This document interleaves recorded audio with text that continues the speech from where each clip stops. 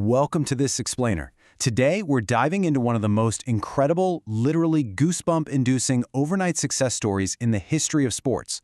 We're talking about a guy who woke up on a Monday as an absolute journeyman, someone nobody even noticed, and by the time he went to sleep, the entire world knew his name. Let's get right into it. 10 million. Seriously, try to wrap your head around that number for a second. That's how many followers a 40-year-old, totally unknown second-division goalkeeper gained in just one single day. 10 million people suddenly tuned in to follow the life of a man whose name they hadn't even heard 24 hours earlier. It's just wild. You see, before this massive moment, he was sitting at around 46,000 followers. Respectable, right? But then, a Brazilian broadcaster essentially gets on air and tells millions of viewers, "Today, follow Vozinha." Well, within minutes, he hit 1 million. Within a day, nearly 10 million. After that one simple shout-out, he went from total obscurity to having more followers than the biggest, most heavily marketed stars in American sports.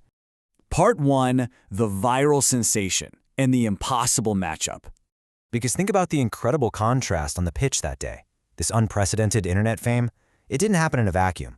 It happened on the absolute biggest stage on Earth, the World Cup. And it happened against the second-best team on the planet. I mean, get this. The teenage Spanish superstar he faced, Lamine Yamal, was literally born the exact same year Vozinha finally became a professional. Let that sink in. The teenager he kept out of the net was taking his first breaths on Earth the exact same year Vozinha's grueling career began. Part 2. Who is Little Grandmother? So his real name is actually José Memer, but absolutely everyone calls him Vozinha or Vozinha. And in Portuguese, that translates to Little Grandmother. Now, believe it or not, it wasn't a kind nickname at first. He actually kind of hated it, admitting that it drove him absolutely crazy when he was younger. But the name just sort of followed him everywhere he went. So eventually, he kept it, and he set out to make Little Grandmother absolutely legendary. You know, that nickname actually came directly from his grandparents, the people who really gave him absolutely everything. See, while his father was off serving in the military, and his mother was working constantly just to provide for the family, it was his grandparents who actually raised him, so he kept that nickname to honor the very people who built the foundation of his life. Part 3. 19 years of persistence. Because here's the thing. Coaches completely dismissed him early on. At 16, which by the way is the age when a lot of future stars are already signing massive academy contracts, they told him he was simply too small. He was completely overlooked for years, which forced him to wait nearly a decade until a late growth spurt finally opened the door for him to turn professional, at age 25. Just look at this timeline. It really is one of the strangest, most difficult careers in all of football. He played for 9 pretty obscure clubs across 5 entirely different countries: Cape Verde, Angola, Moldova, Portugal, Cyprus, and Slovakia. Throughout all of that, there were absolutely 0 big contracts. No glamorous Champions League nights under the lights, no massive headlines. It was just pure, unglamorous persistence year after year after year. And that number 1 right there, that represents the single, solitary trophy he won over those grueling 19 years. Honestly, most players facing that kind of uphill battle with that little tangible reward to show for it, they would have stopped a long, long time ago. And actually, a few years ago, he almost did quit completely. It was a really hard time for him, and he was seriously thinking of stepping away from his run with the national team. But his teammates rallied around him. They literally talked him out of it. They looked at him and said, "Stay," because of the dream. So you know what? He stayed. Part 4. The ultimate clean sheet. And at 40 years old, that impossible dream finally arrived. He stepped onto the pitch for Cape Verde's first ever World Cup match, and waiting for him on the other side? Spain.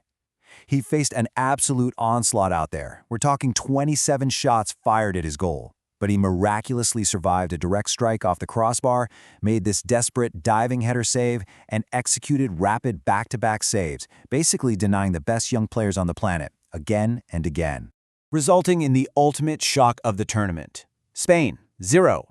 Cape Verde, 0.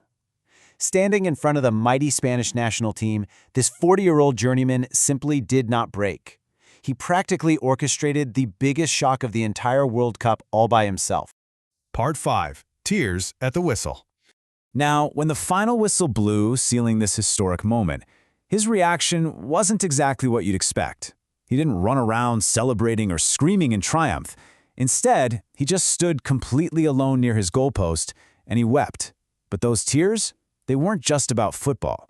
He was crying for his late grandparents, the very originators of that little grandmother nickname. The people who gave him absolutely everything had passed away a few years prior. They had raised the boy who would one day stop Spain, but they never got to live to see his impossible triumph. And adding an incredible layer of heartbreak to this triumphant moment, his mother couldn't even be in the stadium. She just couldn't afford her visa in time. So instead of being right there in the stands, she had to witness her son's defining career moment, literally shocking the world from 6,000 kilometers away. Part 6. The Reward of Football. I think this story proves exactly why we are so captivated by this game. You see, we don't just love sports for the inevitable superstars who were always destined for greatness from day one. No, we love it for the 40-year-old second division journeyman hailing from an island of just 500,000 people. We love it for the people who display 19 years of unwavering quiet persistence, the ones who carry the weight of their entire family on their shoulders, who wait their whole lives for one single moment, and when it finally arrives, they absolutely deliver. We all know that life, and frankly football, doesn't always reward the right people. But sometimes, in the most beautiful, genuinely shocking ways, it absolutely does. Vozinha's story is incredible proof that persistence still holds profound power. It kind of leaves us all to wonder, who are you staying in the game for? Take that thought with you, and I'll catch you in the next explainer.